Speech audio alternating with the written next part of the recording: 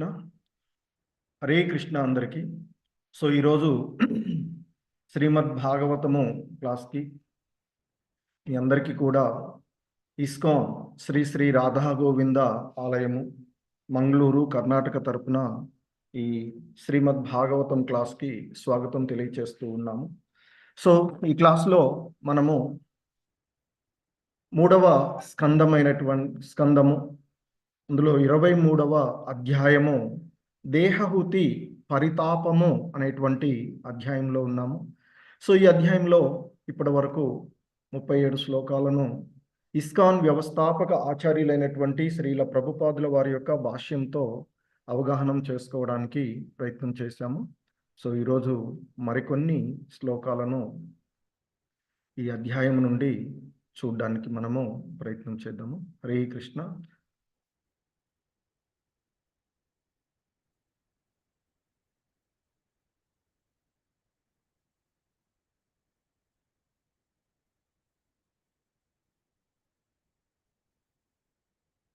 హరే కృష్ణ. శ్రీమద్ భాగవతము 3వ స్కందము 23వ అధ్యాయము 38వ శ్లోకము. తస్మిన్నలుప్త మహిమా ప్రియయానురక్తో విద్యాధరిభిః అపచీర్ణవపూర్విమానే బభ్రాజ ఉత్కచకుముద్ఘనవానపీచ్య తారాభిరావృత ఇవోడుపతిర్నభస్తః. సో ఇక్కడ ఇంకా చెప్తూ ఉన్నటువంటి అంశము, గంధర్వ కన్యలు సేవ చేయుచుండా ప్రియపత్ని ఎడ అనురక్తుడైనట్లు గోచరించినను ఆ ముని తన మహిమను అంటే ఆత్మపై అతనుకున్నటువంటి నియంత్రణను కోల్పోవలేదు. ఆ విధంగా విమాన సౌధమందు కర్దమముని తన భార్యతో చుక్కల నడుమ చంద్రుని వలె శోభిల్లెను. ఇక్కడ ఆ చంద్రుడు అంటే రేయి నందు రాత్రి సమయంలో ఆ సరస్సులలో ఉండేటువంటి కల్వగణమును వికసింపచేసేటువంటి వాడు ఆ చంద్రుడు. సో చంద్రుడు వలె ఆయన 1000 మంది ఎవరు కర్దమముని తయారు చేసినటువంటి ఆ దేవకన్యలు వాళ్ళందరూ కూడా దేహహుతికి సేవ చేయడానికి ఉన్నటువంటి ఆ దేహహుతితో కలిపి ఆయన రాత్రి సమయంలో ఆకాశంలో తారల మధ్య చంద్రుడు ఏ విధంగా విలసిల్లుతూ ఉంటాడో ఆ విధంగా అతడు శోభిల్లెను అనేటువంటి విషయాన్ని చెప్తూ ఉన్నారు. సో శ్రీల ప్రభుపాదుల వారి యొక్క భాష్యం జగద్గురు శ్రీల ప్రభుపాద్కి జై. ఆ సౌధము ఆకాశము నందున్నందున పూర్ణ చంద్రుడు మరియు తారకలతో పోలిక ఈ శ్లోకమునందు సుందరంగా వర్ణించబడినది. కర్దమముని పూర్ణచంద్రుని పోలగా అతని భార్యహగు దేహహుతి చుట్టూ ఉన్నటువంటి కన్యలు తారకల వలెయుండిరి. పౌర్ణమి నాడు తారకలు చంద్రుడు కలిసి సుందరముగగు నక్షత్ర సమూహమును ఏర్పరచును. అదేవిధంగా ఆకాశమందలి విమాన సౌధమున భార్య సమేతుడగు కర్దమముని మరియు వారిని చుట్టియున్న దేవాంగనులు పున్నమి నాటి చంద్రుడు నక్షత్రముల వలె గోచరించిరి. హరే కృష్ణ. 39వ శ్లోకము. తేనాష్టలోకప విహారకులాచలేంద్ర ద్రోణీష్వనంగ సకమారుత సౌభగాసు సిద్ధైర్నుతో ద్యుదు నిపాత శివ స్వానాసు రేమే చిరం ధనదవల్లలానావరూతి. సో దీని యొక్క భావము, ఆ విమాన సౌధములందు అతడు మేరు పర్వతపు విహార యోగ్యములగు లోయలలో ప్రయాణించెను. కామోద్దీపితము కావించు చల్లని మృదువైన సుగంధ వాయువులతో ఆ లోయలు బహు సుందరముగా నుండెను. సాధారణముగా కుబేరుడు ఆ ప్రాంతములందు సుందరాంగనలచే పరివృతుడై సిద్ధగణములు స్తుతించుచుండగా భోగించుచుండును. కర్దముడు సైతము సౌందర్యవతులగు దేవాంగనలచే భార్యచే పరివృత్తుడై అచ్చటికేగి చిరకాలము భోగించెను అని చెప్తూ. సో భాష్యము. విశ్వపు అష్టదిక్పాలరులు యందు కుబేరుడు ఒకరు అని చెప్తారు. ఈ విశ్వము, ఈ జగత్తులో మనకి అష్టదిక్పాలకులు ఉన్నటువంటి వారిలో కుబేరుడు ఒకరు అని. ఆయన విశ్వపు తూర్పు దిక్కున, అంటే ఇక్కడ చెప్తున్నారు, ఆ తూర్పు దిక్కు ఎటువైపు అయితే స్వర్గలోకము కలదో, అంటే ఇంద్రుడు లోకానికి అధిపతిగా ఉన్నటువంటి ఇంద్రుడు అని తెలియబడినటువంటి ఆ ప్రాంతానికి, అంటే మనకు ఒక ల్యాండ్ మార్క్ లాగా చెప్తున్నారు. తూర్పు అంటే అష్టదిక్కులలో ఆ తూర్పు దిక్కున అంటే మనకి, అంటే స్వర్గం ఎటువైపు ఉన్నదో అటువైపు ఆ తూర్పు దిక్కు అని. ఇంద్రుడు అధిపతిగా ఉన్నటువంటి ఆ స్వర్గం వైపు తూర్పు దిక్కునకు ఆ కుబేరుడు దిక్పాలకుడు అని చెప్తూ ఉన్నారు. అదేవిధంగా విశ్వపు ఆగ్నేయ దిక్కునకు అగ్నిదేవుడు అధిపతి. అలాగే పాపులను దండించు యమరాజు దక్షిణ భాగమునకు అధిపతి. విశ్వపు నైరుతి దిక్కునకు నిరుత్తి అధిపతి కాగా జలదేవతయగు వర్ణుడు పడమట దిక్కుకు అధిపతి. వాయువును నియంత్రించు వాయుదేవుడు వాయువునందు ప్రయాణించుటకు రెక్కలు కలిగిన వాడు విశ్వపు ఈశాన్య దిక్కునకు అధిపతి. ఇక దేవతల కోశాధిపతియగు కుబేరుడు విశ్వపు ఆ ఉత్తర దిక్కునకు అధిపతి.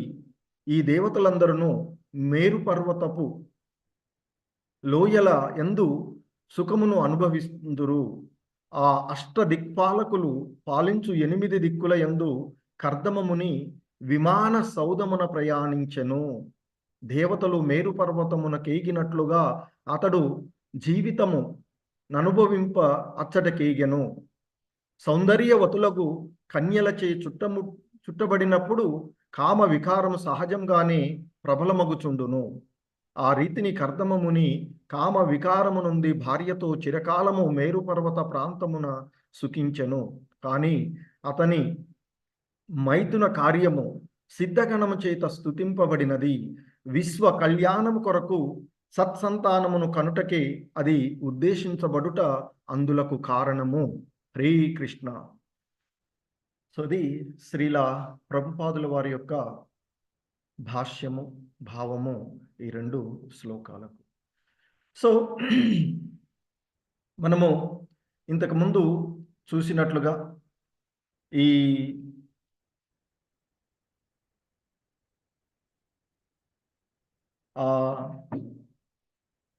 కర్దమముని తన భార్య కోరిక మేరకు ఆయన ఒక సౌధాన్ని సృష్టించడము గాలిలో.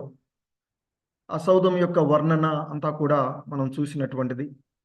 ఆ సౌధము అంత సుందరంగాను ఉన్నటువంటి దాన్ని చూసిన తర్వాత ఆయన యొక్క భార్య మనసులో ఉన్నటువంటి విషయాన్ని ఆ కర్దమముని గ్రహించి, నీవు సరస్సులోకి వెళ్ళి స్నానం చేసి రమ్మని చెప్పడము.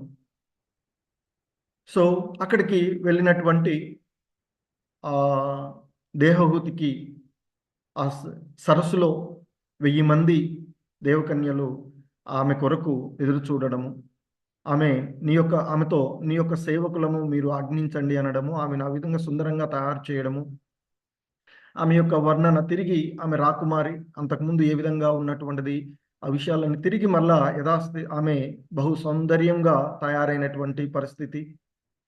సో ఆ విధంగా సుందరంగా తయారు చేయబడినటువంటి దేవహూతి ఋషిశ్రేష్ఠుడైనటువంటి ఆమె యొక్క భర్తని తలుచుకోగానే ఆ సరస్సులో ఉండి తన చుట్టూ ఉన్నటువంటి ఆ పరివారంతో సహా 1000 మంది ఆ చెలికత్తెలతో సహా అక్కడ ఉన్నటువంటి వాళ్ళందరితో సహా వెంటనే ఆమె ఆ కర్దమముని దగ్గర ప్రత్యక్షమైనది విషయాన్ని చూశాము. ఆ తర్వాత ఆమె తన భర్త సన్నిధిలో 1000 మంది పరిచారకుల బృందంతో పరివృత్తమై ఉండి ఉన్నటువంటి విషయానికి ఆమె తన యొక్క భర్త యొక్క యోగ శక్తికి ఆమె విస్మయం చెందడము, ఆ తర్వాత అక్కడికి వచ్చినటువంటి ఆ దేహహూతిని చూసినటువంటి కర్దమముని తన పూర్వపు పత్ని కాదేమో అన్నట్లుగా శోభిల్లుచూ ఉన్నటువంటి ఆ దేహహూతిని చూడడము, ఆ రాకుమార్తెగా అంతకు పూర్వము ఆమె యొక్క సౌందర్యాన్ని తిరిగి పొందినటువంటి విషయము, ఆమె యొక్క వస్త్రధారణ రమణీయంగా, కుచములు చక్కగా దట్టి కట్టబడినటువంటి ఆమె చుట్టూ 1000 మంది గంధర్వ కన్యలు వేచి ఉండడము, అవన్నీ చూసి మైత్రేయ ముని విదురుడితో చెప్తున్నాడు, ఓ శత్రుంజయుడా, దేహహూతి ఎడ ఇష్టము వృద్ధి చెందగా అతడు ఆమెను విమాన సౌధములోనికి ఎక్కించెను అని చెప్పారు. సో ఆ విధంగా గంధర్వ కన్యలు సేవ చేస్తూ ఉన్నటువంటి తన భార్య ఎడ అనురక్తుడైనట్లుగా ఆ ముని బయటకు గోచరించినప్పటికీ అతని యొక్క మహిమను కోల్పోలేదు అనేటువంటి విషయాన్ని మనకి ఇంకా ఆ మైత్రేయుడు విదురుడితో చెప్తూ ఉన్నటువంటి అంశం. ఆయన చెప్తున్నారు, తస్మిన్ అలుప్త అంటే ఆయన ఏదైతే ఉన్నాయో, అలుప్త అంటే కోల్పోవలేదు అనేటువంటి భావం. తస్మిన్ అలుప్త మహిమ ప్రియ యానురక్తో, సో అంటూ చెప్తూ ఉన్నటువంటి గంధర్వ కన్యలు సేవలు చేస్తూ ఉండగా ప్రియపత్ని అయినటువంటి ఆ దేహహూతి ఎడల కర్దమమునుడి ముని అనురక్తుడైనట్లుగా గోచరించినను ఆ ముని తన యొక్క మహిమను అంటే తన యొక్క యోగ పరిపూర్ణతను, తన యొక్క యోగంలో అతడు కోరినటువంటి పరిపూర్ణత ఏదైతే ఉందో, అంటే ఆత్మ పైన అతనికి ఉన్నటువంటి నియంత్రణ ఏదైతే ఉందో దానిని అతడు కోల్పోలేదు అనేటువంటి విషయాన్ని గుర్తు చేస్తూ ఉన్నాడు. ఆ విధంగా విమాన సౌధమందు కర్దమముని తన భార్యతో చుక్కల నడుమ చంద్రుని వలె శోభిల్లుచు, ఇక్కడ చంద్రుని ఆయన ఏ విధంగా వర్ణిస్తూ ఉన్నారు అంటే, ఇక్కడ భావంలో శ్రీల ప్రభుపాదుల వారు రాత్రి సమయమునందు సరస్సులలో కలవఘనములను వికసింపచేయేటువంటి వాడు. వెన్నెల సౌధానికి ఆ సరస్సులలో ఉండేటువంటి కలువలు వికసిస్తూ ఉంటాయట ఆ చంద్రకాంతికి. సో భగవంతుడు మనకి భగవద్గీతలో చెప్తాడు, సూర్యునిలో ఉండేటువంటి తేజస్సు, చంద్రుని యొక్క చల్లని కాంతి, వివిధ పదార్థాలకు కావలసినటువంటి రసాన్ని పొందేటువంటి కాంతి, చంద్రకాంతి నేను అర్జున అని చెప్తాను. సో ఆ విధంగా ఆ చంద్రుడు యొక్క కాంతి వల్ల ఈ సృష్టిలో ఉండేటువంటి జీవులు వివిధమైనటువంటి రసాయనాలను అవి పొందుతూ ఉన్నటువంటివి. సో ఆ విధంగా అలాగే ఆ వెన్నెలకు ఆ కలువ పువ్వులు వికసిస్తాయట.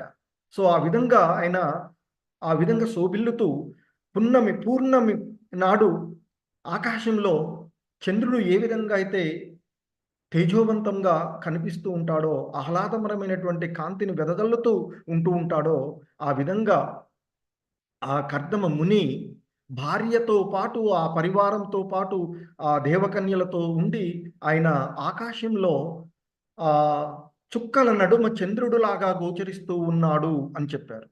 అదేవిధంగా ఇక్కడ మనకి మైత్రేయ ముని తెలియచేసినటువంటి అంశాలలో మనం ఈ అంశాన్ని చూసినట్లయితే మనకి భగవద్గీతలో భగవంతుడు కృష్ణ భగవానుడు అర్జునుడితో చెప్పినటువంటి ఒక అంశాన్ని మనం చూడవచ్చు. ఇక్కడ కర్మేంద్రియాని సంయమ్య య ఆస్తే మనసా స్మరన్ ఇంద్రియార్థాన్ విమూఢాత్మ మిథ్యాచార సముచ్యతే.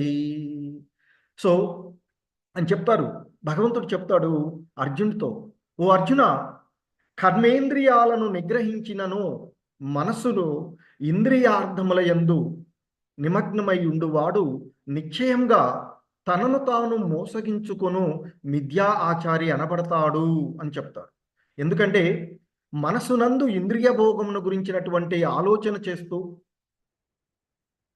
ధ్యాన తత్పరతను ప్రదర్శించేటువంటి వాళ్ళు, అంటే బయటకు సన్యాసి మాదిరిగా వస్త్రధారణ చేస్తూ బయటకు అన్ని త్యజించిన వాళ్ళలాగా కనపడుతూ మనసులో మాత్రం ఆ ఇంద్రియ భోగాలపైనే ఆలోచనను కలిగి ఉండేటువంటి వాళ్ళు కపట ఆచార్యులు అని చెప్పారు ఆయన. కపటులు అనేక మంది ఉన్నారు అని చెప్తారు శ్రీల ప్రభుపాదుల వారు. అటువంటి వారు కృష్ణ భక్తి భావన యందు కర్మ చేయుటకు నిరాకరిస్తారు. కానీ ఇక్కడ కర్దముడు కృష్ణ భక్తి భావన యందు నిమగ్నమై ఉన్నటువంటి వాడు, పరిపూర్ణతను సాధించినటువంటి వాడు, ఆత్మతత్వాన్ని ఎరిగినటువంటి వాడు కనుక ఆయన బయటకు తన భార్య ఎడ అనురక్తుడైనట్లుగా కనిపించినప్పటికీ కూడాను ఆత్మ నిగ్రహాన్ని అతడు కోల్పోలేదు అని చెప్తున్నారు. అంటే ఆత్మ పైన తనకు ఉన్నటువంటి నియంత్రణను అతడు కోల్పోలేదు అనేటువంటి విషయాన్ని చెప్తూ ఉన్నారు. సో మరి అక్కడ అంటే ఇక్కడ ఇంద్రియ ప్రీతి కోరుకుంటూ వివిధ రకాల వర్ణాశ్రమ ధర్మాలు ఇవన్నీ చేస్తూ ఉన్నప్పటికీ తాను పవిత్రుడిగా భావించుకుంటూ తానే అన్ని త్యజించిన వాడిలాగా నటిస్తూ ఉండేటువంటి కపట ఆచార్యులు ఎంతో మంది ఉన్నటువంటి విషయాన్ని చెప్తారు. సో అది తనను తాను మోసం చేసుకునేటువంటి విషయమే అని చెప్పి ఆ తర్వాత భగవంతుడు మరలా చెప్తారు, యస్మింద్రియాని మనసా నియమ్యారభతే అర్జున కర్మేంద్రియై కర్మయోగమసక్త సవిశిష్యతే. అలా కాకుండా ఎవరైతే మనసు చేత క్రియాశీలక ఇంద్రియములను నిగ్రహించుటకు ప్రయత్నించి సంగత్వము లేనివాడై కర్మయోగమున అంటే కృష్ణ భక్తి భావన యందు ఉన్నటువంటి వాడు, ఆ శ్రద్ధావంతుడైనటువంటి వాడు నిజంగా అత్యుత్తముడు అర్జున అంటూ ఆ భగవంతుడు చెప్పినటువంటి అంశాలు మనకు భగవద్గీత 3వ అధ్యాయంలో చూసేటువంటి అంశం. సో మరి అటువంటి విషయంలో ఇక్కడ మరలా మనకి ఆ మైత్రేయముని చెప్తూ ఉన్నటువంటి విషయం, బయటకు అతడు తన భార్య ఎడల అనురక్తుడైనట్లుగా కనిపించినప్పటికీ కూడా అతడు తన యొక్క ఆత్మ నియంత్రణను కోల్పోలేదు అని చెప్తున్నారు. సో ఇదే విషయాన్ని భగవంతుడు మనకి భగవద్గీత 3వ అధ్యాయంలో కర్మయోగంలో చెప్పినటువంటిది. మనసు చేత క్రియాశీలక ఇంద్రియాలను నిగ్రహించుటకు ప్రయత్నించి సంగత్వము లేకుండా అంటే వాటిపైన మమకారాలు లేకుండా ఉండేటువంటి కర్మయోగాన్ని ఎవరైతే ప్రారంభిస్తాడో అటువంటి వాడు శ్రద్ధావంతుడు, అటువంటి శ్రద్ధావంతుడు అత్యుత్తముడు అర్జున అని చెప్పారు. సో ఇక్కడ ఆ కర్దముని కూడా తన యొక్క కర్మలను అంటే తను యొక్క ఉద్దేశాన్ని నెరవేర్చడానికి ఆ విధంగా కనిపించినప్పటికీ అతడు మనసు యందు మాత్రము నియంత్రణను కలిగి ఉన్నటువంటి వాడు అని చెప్తారు. అదేవిధంగా మనకు శ్రీల ప్రభుపాదుల వారు అక్కడ చెప్తారు భాష్యంలో, యథేచ్ఛ జీవనమును మరియు ఇంద్రియ భోగముల కొరకు కపటయోగిగా వర్తించుట కన్నను భవబంధము నుండి ముక్తిని కలిగించి భగవద్ధామమును ప్రవేశింపచేయు స్వధర్మమున నిలిచి ఉన్నట్టు జీవిత లక్ష్యము కొరకై ప్రయత్నించుట అత్యుత్తమము అని చెప్తారు. అంటే గృహస్థ ధర్మంలో ఉంటూ కూడా ఆ భగవంతుని ఎడ కృష్ణ భక్తి భావనలో ఎవరైతే నిమగ్నతులు అవుతూ ఉంటారో అది ఆ విధంగా స్వధర్మానందు నిలిచి జీవితం యొక్క లక్ష్యాన్ని నెరవేర్చుట కోసం ప్రయత్నించడం అనేది అత్యుత్తమము అని చెప్తారు శ్రీల ప్రభుపాదుల వారు. ఎందుకంటే వాస్తవానికి నిజమైనటువంటి స్వార్థగతి లేదా జీవిత పరమార్థము ఆ విష్ణు భగవానుని చేరుటయే అనేటువంటి విషయం అది ఎరిగి వారు ఆ విధంగా చేస్తూ ఉన్నటువంటిది. సో కాబట్టి ఆయన చెప్తారు అక్కడ, గృహస్థుడు కూడా కృష్ణ భక్తి భావన యందు నియమిత సేవ ద్వారా గమ్యాన్ని చేరగలడు. అంతేకాని సన్యాసి లాగా ప్రవర్తిస్తూ అంటే ఆ వస్త్రధారణ వేసి లోపల మాత్రము ఆ ఇంద్రియాల విషయాలపైనే అనురక్తిని కలిగి ఉండేటువంటి వారి కంటే గృహస్థ ధర్మాన్ని, దానికి మనకి గురువులు చెప్తూ ఉంటారు. అంబరీషుడు తన ధర్మాన్ని తను తూనే రాజ్య పరిపాలన చేస్తూ ప్రజలందరినీ చక్కగా పరిపాలిస్తూ గృహస్థ ధర్మాల్లో ఉంటూ ఆ భగవంతుని యొక్క సేవలో నిమగ్నమై ఉంటాడు. ఏకాదశి వ్రతాలు చేయడం కదా. సో మరి అటువంటి ఆయన దుర్వాసుడు, అన్నీ త్యజించినటువంటి దుర్వాసుడు కంటే కూడా ఉత్తముడుగా, అంటే నిజమైనటువంటి వైరాగ్యానికి అతడు ఉదాహరణగా చెప్పబడినటువంటి వాడు.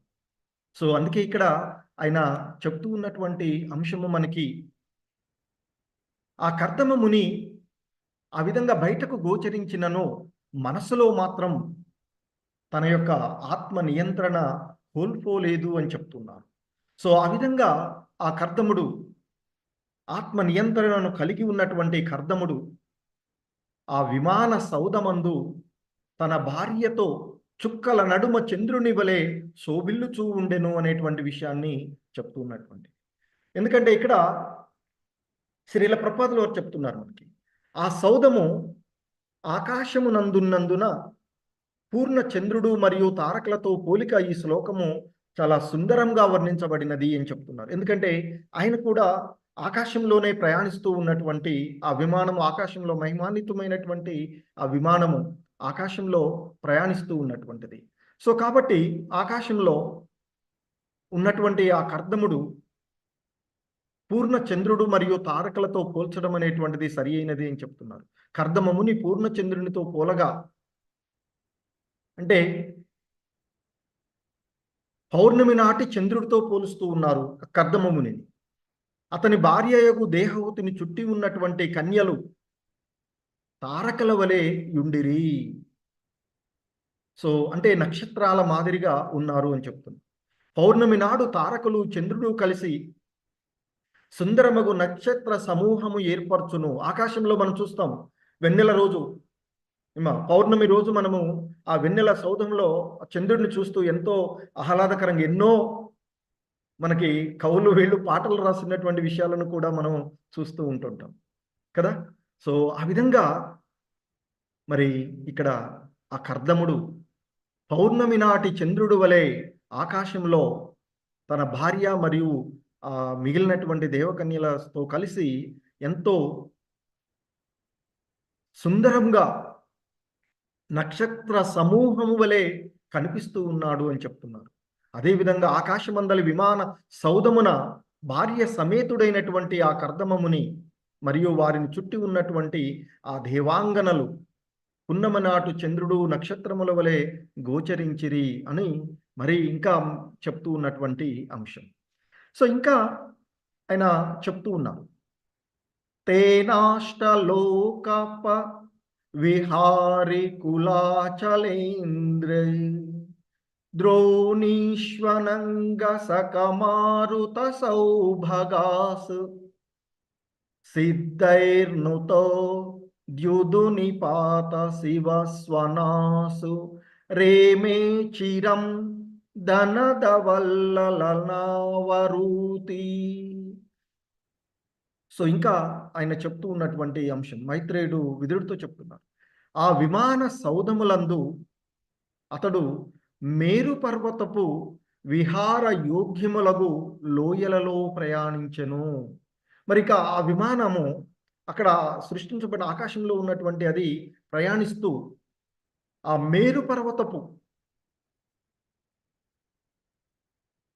అక్కడ ఉన్నటువంటి విహార యోగ్యములైనటువంటి లోయలలో ప్రయాణించింది అని చెప్తాం. మనము మరి మేరు పర్వత లోయలు ఎంత సౌందర్యంగా ఉంటాయో చూస్తాం. మనకి ఇప్పుడు తూర్పున హిమాలయాల్లో ఆ కాశ్మీర్ లోయల గురించి మనం వర్ణన వింటూ ఉంటుంటాం కదా, సినిమాల్లో కానీ వాటిలో ఇక్కడ చూస్తూ ఉంటాం. అంటే ఆ ప్రకృతి, ఆ భగవంతుని సృష్టిలో ఉన్నటువంటి వీటిని వర్ణన. సో ఇక్కడ మరి మనము ఇక్కడ కనిపించేటువంటి ఆ కాశ్మీర్ లోయలో అందాలు ఇవన్నీ మరి మేరు పర్వతపు ఆ లోయలు ఎంత సౌందర్యయుతంగా ఉంటాయో, ఏ విధంగా దేవగణం అక్కడ ఉంటుందో అనేటువంటి విషయాన్ని శ్రీలా చెప్తూ ఉన్నారు ఇక్కడ. సో ఆ విధంగా మరి అంతటి సౌందర్యవంతమైనటువంటి ఆ మేరు పర్వతపు విహార యోగ్యములైనటువంటి లోయలలో ఆయన ప్రయాణిస్తూ ఉన్నప్పుడు అక్కడ ఉండేటువంటి ఆ గాలి, చల్లని గాలులు, పిల్లగాలులు అంటుంటాం కదా మనం, చల్లని గాలులు ఏవైతే ఉన్నాయో అవి వారిని కామోద్దీపిత అంటే కోరికలను కావించు చల్లని మృదువైన సుగంధ వాయువులతో, అక్కడ ఉండేటువంటి ఆ వృక్షాలు, వనాల్లో ఉండేటువంటి వనమూలికల ద్వారా వచ్చేటువంటి ఆ సుగంధ వాయువులతో ఆ లోయలు బహుసుందరంగా నుండెను. అంటే ఆయన ప్రయాణిస్తూ ఉన్నటువంటి ఆ లోయల యొక్క సౌందర్యాన్ని ఇక్కడ మనకి వర్ణిస్తూ ఉన్నాడు మైత్రేయ ముని, చెప్తూ ఉన్నటువంటిది. మరి సాధారణంగా కుబేరుడు ఆ ప్రాంతములందు సుందరాంగములచే పరివృత్తుడై సిద్ధగణంచే స్తుతించబడి భోగించుచుండును అని చెప్తారు. అంటే సాధారణంగా ఆ మేరు పర్వతపు భాగాలలో అన్ని కోరినవన్నీ తీర్చగలిగేటువంటి మేరు పర్వతం ఏదైనా అన్నింటినీ అందించగలుగుతూ ఉంటే ఏమంటాం, మేరు పర్వతం వంటి వాడు అంటుంటారు కదా. సో మరి అన్నిటినీ ఇవ్వగలిగేటువంటి ఈ భౌతిక ప్రపంచంలో మేరు పర్వతం. సో మరి ఆ మేరు పర్వతపు ప్రాంతాల యందట కుబేరుడు సుందరాంగనలచే, సాధారణంగా దేవతలు దేవకన్యల చేత వాళ్ళు సుందరమై వాళ్ళు ఆ విధంగా విహారిస్తూ ఉండేటువంటి విషయాలు. సో ఆ విధంగా కుబేరుడు ఆ ప్రాంతాల యందు సుందరాంగనల చేత పరివృతుడై, అలాగే సిద్ధగణం చేత కూడా ఆయన స్తుతించబడుతూ ఉంటాడు. ఆ విధంగా స్తుతిస్తూ ఉన్నటువంటి కుబేరుడు ఆ సుందరాంగనల చేత భోగిస్తూ ఆయన ఆ విధంగా అక్కడ ఆనందాన్ని అనుభవిస్తూ ఉంటాడు అని చెప్తూ ఉంటారు. అదే మాదిరిగా ఈ కర్దమ ముని కూడా ఆ మేరు పర్వతపు విహార యోగ్యములైనటువంటి లోయలలో ఆయన ప్రయాణిస్తూ చల్లని మృదువైన మధురమైనటువంటి సుగంధభరితమైనటువంటి వాయువులతో ఉన్నటువంటి ఆ లోయలలో కర్దముడు సహితము చెప్తున్నారు ఇక్కడ, సౌందర్యవతులకు దేవాంగనలచే భార్య చేత పరివృత్తుడై అచ్చట కేగి చిరకాలము భోగించెను. అంటే అక్కడ ఆ సిద్ధగణం కూడా ఆయన కూడా స్తుతిస్తూ ఉన్నది అనేటువంటి విషయాన్ని ఇక్కడ చెప్తున్నారు. దానికి శ్రీల ప్రభుపాదుల వారు భాష్యంలో మనకి ఈ విధంగా వివరిస్తూ ఉన్నారు. విశ్వపు అష్టదిక్పాలరు యందు కుబేరుడు ఒకడు. అలాగే ఆ విశ్వపు తూర్పు దిక్కునకు ఇంద్రుడు అధిపతి అని తెలియబడినది చెప్తున్నాడు. అంటే ఏ విధంగా ఎటైతే స్వర్గం ఉందో, అంటే ఇక్కడ దిక్పాలకులలో ఇంద్రుడు, అలాగే అగ్నిదేవుడు, వాయుదేవుడు, అలాగే జలదేవుడు, అలాగే యముడు, వీళ్ళందరూ కూడా ఒక్కొక్క దిక్కుకు అంటే 4 ఫేసులు 4 మూలలు కలిపి అష్టదిక్పాలకులుగా చెప్తూ ఉంటారు. అయితే ఈ విశ్వపు తూర్పు దిక్కునకు ఇంద్రుడు అధిపతి అని చెప్తూ ఉన్నారు. సో మరి ఆ దిక్పాలకులలో ఒకరైనటువంటి ఆ కుబేరుడేమో ఆ మేరు పర్వత లోయలలో ఆ సౌందర్యవంతమైనటువంటి ఆ ప్రాంతములందు ఆయన సుందరాంగనల చేత పరివృతుడై సిద్ధగణం చేత స్తుతించబడుతూ ఆయన ఆనందాన్ని అనుభవిస్తూ ఉంటుంటాడు అని చెప్తున్నారు. సో మరి అష్టదిక్పాలకులలో మనకి తూర్పు వైపునకు అధిపతిగా ఇంద్రుడు అని, అదేవిధంగా విశ్వపు ఆగ్నేయ దిక్కుకు అగ్నిదేవుడు అధిపతి అని, ఇక పాపులను దండించేటువంటి అంటే శిక్షలను అమలుపరిచేటువంటి వాడు ఆ యమధర్మరాజు. ఆ భగవంతుని యొక్క ఆజ్ఞ మేరకు ఆయన పాపులను దండించడానికి ఉన్నటువంటి ఆ యమధర్మరాజు దక్షిణ భాగమునకు అధిపతి అని, అలాగే విశ్వపు నైరుతి దిక్కునకు నిరుత్తి అధిపతి అని, ఇక జలదేవత అయినటువంటి వరుణుడు పడమట దిక్కుకు అధిపతి అని, వాయువును నియమించు వాయుదేవుడు అంటే వాయువునందు ప్రయాణించుటకు రెక్కలు కలిగినటువంటి వాయుదేవుడు విశ్వపు ఈశాన్య దిక్కునకు అధిపతి అని, ఇక దేవతల కోశాధిపతి అయినటువంటి కుబేరుడు విశ్వపు ఉత్తర దిక్కుకు అధిపతి. ఈ దేవతలందరూ మేరు పర్వతపు అంటే ఇక్కడ సూర్యుడికి భూమికి నడుమ ఉన్నటువంటిది అని చెప్తూ ఉన్నారు. సూర్యునికి భూమికి నడుమ ఉన్నటువంటి మేరు పర్వతపు లోయల యందు సుఖాన్ని వారు అనుభవిస్తూ ఉంటారు. అందుకే కదా మనము ఉన్నత లోకాలలో సుఖాలు అని చెప్తూ ఉంటాం. మరి అవి అవి కూడా శాశ్వతమైనవి కావు. అక్కడ అనుభవించేటువంటి సుఖాలు ఏవైతే ఉన్నాయో. ఎందుకంటే మనకి భగవంతుడు భగవద్గీతలో వేదాలలో సూచించబడినటువంటి పుణ్యకార్యాలను ఆచరించడం వల్ల అంటే పొందినటువంటి పుణ్యల ఫలంగా ఉన్నత లోకాలకు చేరి అక్కడ స్వర్గలోక సుఖాలను దేవతలను అనుభవించేటువంటి స్వర్గలోక సుఖాలను అనుభవించి తిరిగి అవి అయిపోగానే వచ్చి భూలోకంలో పడతారు అని చెప్తారు కదా. సో అంటే ఎందుకంటే అత్యున్నతమైనటువంటి స్థితిలో ఉన్నటువంటి బ్రహ్మానే శాశ్వతము కానప్పుడు ఈ మధ్యలో ఉన్నటువంటివి ఏది శాశ్వతమవుతుంది? కానీ వారు చేసుకున్నటువంటి పుణ్యకర్మల వలన, వారు చేసినటువంటి భక్తి విధానము వలన వారు ఆ ఉన్నతమైనటువంటి సుఖాలను ఆ మేరు పర్వత లోయల యందు సుఖాలను వారు అనుభవిస్తూ ఉన్నారు. వారు చేసుకున్నటువంటి పుణ్యాల వలన, వారు భక్తి వలన అని చెప్తూ ఉన్నారు. సో ఆ విధంగా వారికి లభించినటువంటి ఆ సుఖాలను వారు అనుభవిస్తూ ఉన్నారు. మరి ఆ అష్టదిక్పాలకులు పాలించు 8 దిక్కుల యందును కర్దమముని విమాన సౌధమున ప్రయాణించెను. ఇక్కడ చూడండి, ఆ విధంగా ఉన్నటువంటి ఈ విశ్వానికి 4 ముఖాలు, 4 మూలలుగా ఉండేటువంటి మనం చూస్తే మనకి 4 ఒక గది కట్టుకున్నాం అనుకోండి, 4 గోడలు ఉంటాయి, 4 మూలలు ఉంటాయి, మొత్తం 8 కదా. సో ఆ విధంగా ఈ మొత్తానికి కూడా మరి 8 మంది వాళ్ళు ఆ విధంగా ఒక్కొక్క ప్రాంతం వైపు, తూర్పు వైపుకు ఇంద్రుడు, పడమట వైపుకు కుబేరుడు, ఆ విధంగా ఉన్న వాళ్ళు ఉత్తర దిక్కుకు కుబేరుడు, వాళ్ళు ఆ విధంగా అనుభవిస్తూ ఉన్నటువంటి ఆ ప్రదేశాలలో మరి కర్దముడు మొత్తం ప్రదేశాలను, ఇది ఇక్కడ యోగ పరిపూర్ణత, భగవంతుని యొక్క భక్తుడైనటువంటి కర్దముడు అష్టదిక్పాలకులు పాలించేటువంటి 8 దిక్కుల యందు కర్దమముని విమాన సౌధము ప్రయాణించెను.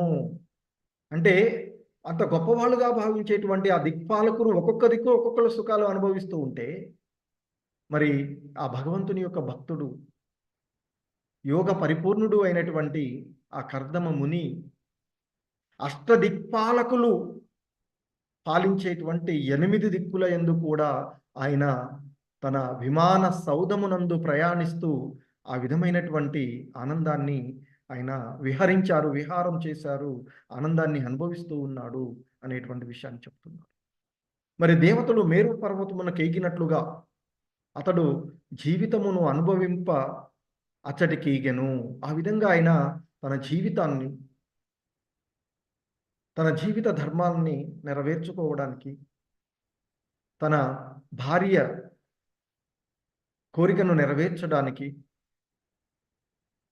తాను ఏ ఉద్దేశంతో ఉన్నాడో ఆ ఉద్దేశాన్ని నెరవేర్చుకోవడానికి ఆయన ఆ దేవతలు మేరు పర్వతానికి ఎక్కినట్లుగా ఆయన కూడా ఆ జీవితాన్ని అనుభవింపటానికి అచ్చటికి ఆశ్రమాన్ని వదిలేసి అక్కడికి వెళ్ళాడు అని చెప్తుంది. మరి ఆ సౌందర్యవతులైనటువంటి కన్యల చేత చుట్టబడినప్పుడు మరి ఆ అంతటి ఆ లోయల యొక్క సౌందర్యాన్ని గురించి చూసి చెప్పారు. అలాగే భార్యతో పాటు అక్కడ ఉన్నటువంటి అనేకమైన సౌందర్యవతులైనటువంటి కన్యలు అక్కడ ఉన్నటువంటి దేవగణం అక్కడ ఉన్నటువంటి, సో ఆ విధంగా వారందరి చేత ఆ విధంగా చుట్టబడి ఉన్నటువంటి అక్కడ వాతావరణ పరిస్థితులలో ఉన్నటువంటి ఆ పరిస్థితులు ఏ విధంగానైతే ఆ కోరికలను కలగజేస్తాయో, సో ఆయన ఇక్కడ చెప్తున్నారు శ్రీల ప్రభుపాదులు, సౌందర్యవతులకు కన్యల చేయి చుట్టబడినప్పుడు కామ వికారము సహజంగానే ప్రబలమగుచుండును. ఆ రీతిని కర్దమముని కామ వికారము నుండి భార్యతో చిరకాలము మేరు పర్వత ప్రాంతమున సుఖించెను. సో ఏ విధంగానైతే దేవతలు ఆ మేరు పర్వత ప్రాంతంలో సుఖాలను అనుభవిస్తూ ఉంటుంటారో, ఆ విధంగా ఆ కర్దమ ముని కూడా అక్కడ చిరకాల అనేక సంవత్సరాల పాటు ఆ మేరు పర్వతం ప్రాంతంలో ఆయన సుఖాలను అనుభవించారు అని చెప్తున్నారు. కానీ ఆ విధంగా మరి చేస్తూ ఉన్నటువంటి విధానము సిద్ధగణము చేత స్తుతించబడినది అని చెప్తున్నారు కదా. ఎందుకంటే అంతకుముందు మనకి చెప్పారు ఏది ఆ కుబేరుడు సుందరాంగల చేత చుట్టబడి అక్కడ ఆ అక్కడ సుఖాలను అనుభవిస్తూ ఉన్నప్పుడు ఆ సిద్ధగణము ఆయన్ని కీర్తిస్తూ ఉంటుంది అని చెప్పారు. మరి ఆ విధంగానే ఇక్కడ అదే మాదిరిగా ఈ కర్దమ ముని యొక్క విషయంలో కూడా ఆ సిద్ధగణం చేత స్తుతించబడింది అని చెప్తూ ఉన్నారు. అంటే ఇక్కడ ఆ కర్దమ ముని అనుభవిస్తూ ఉన్నటువంటి ఆనంద విషయంలో కూడా అది సమ్మతించబడినది శాస్త్రోక్తంగా అనేటువంటి విషయాన్ని చెప్తున్నారు. ఎందుకంటే విశ్వ కళ్యాణము కొరకు సత్సంతానము కనుటకే అది ఉద్దేశించబడి ఉండుట అందులకు కారణం. అంతేకాని ఆయన యొక్క కోరికలను ఆయన ఉన్నటువంటి లేదా దేహవతి కూడా శుద్ధ భక్తురాలు. సో వీరు వారి యొక్క ఈ కర్దమముని తన తండ్రి యొక్క ఆజ్ఞ మేరకు ప్రజాపతిగా వచ్చినటువంటి సృష్టి ఇక్కడ జీవులను సృష్టించడానికి వచ్చినటువంటి వాడు. సో కనుకనే విశ్వ కళ్యాణం కొరకే ఆయన యొక్క ఆ కార్యము ఆయన చేస్తూ ఉన్నటువంటి ఆ విధానము అక్కడ ఉన్నటువంటిది అది విశ్వ కళ్యాణం కొరకే ఉన్నది కాబట్టి అది శాస్త్రోక్తంగా సమ్మతించబడినది. అందుకే సిద్ధగణం చేత అది స్తుతించబడినది అని చెప్తున్నారు. ఎందుకంటే సత్సంతానాన్ని కనడానికి, ఎందుకంటే సత్సంతానము అంటే ఆ భగవంతుని ధ్యాసలో నిమగ్నమయ్యేటువంటి సంతానాన్ని పొందడమే జీవుల యొక్క ఆ కామం యొక్క అంటే మైథునం యొక్క ముఖ్య ఉద్దేశం. సో ఆ ఉద్దేశాన్ని నెరవేర్చుటకే జరుగుతూ ఉన్నటువంటిది కనుక ఇది శాస్త్ర సమ్మతమైనది. ఇది సిద్ధగణం చేత కూడా అది స్తుతించబడుతూ ఉన్నది అనేటువంటి విషయాన్ని మనకి ఇక్కడ తెలియచేస్తూ ఉన్నటువంటి విషయం. హరే కృష్ణ. సో ధన్యవాదాలు అందరికీ.